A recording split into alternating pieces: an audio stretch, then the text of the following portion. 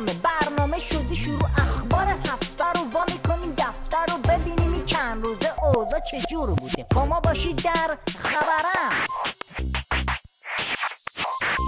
اولیش داستان سفارتگیریه، سرش هنوز توی نظام آره درگیریه. همه بوی الرحمنشونو شنیدن، همه دیدن بابا ولی فقیه کارش ساخته است، هر کی بهش بایی بده خودشی که باخته است. خلاصه نامه نوشته ظریف به بانکیمون که بانکی جون نامهربون نباش، بیا آشتی کنون را بندازیم ها، بهتر نیست خسارت سفارتم میدیم بهشون خب، ولی ما رو زیر زد نگیریم جون تو، دشمن رو پشت مرزن قربون تو.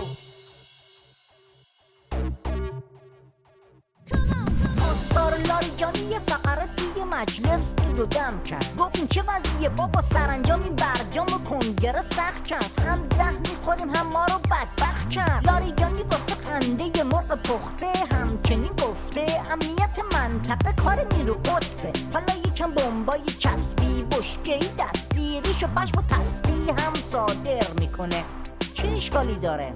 همش در راستای صلحه. در مورد سپاه پاسداران و نیروی قدس که چشم و چراغ ملت ایران در تأمین امنیت کشور هستند، با گستاخی طرح‌های ناشیانه مطرح می‌کنند.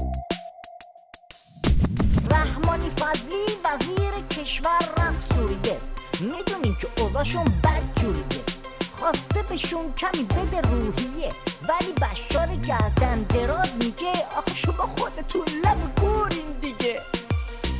پشتیبانی و حمایت جمهوری اسلامی ایران را از جمهوری سوریه اعلام.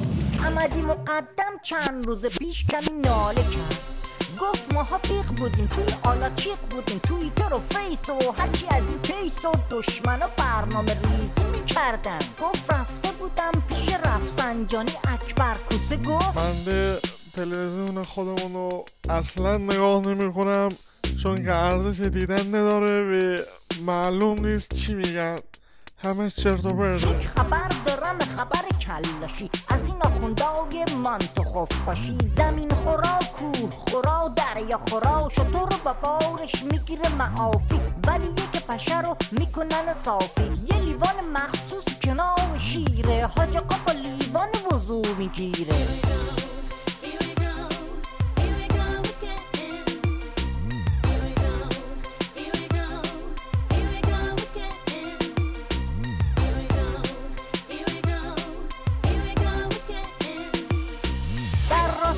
صرف جویی در آب پیشنهادات جدید داریم تاپ، از جمله واتر پولو تو کاسه، شیجه تو فنجون، قایق سواری تو نلبکی. بله و هم اکنون به پایان اخبار خبرت رسیدیم. وقت خوش، به امید دیدار، خدا نگهدار.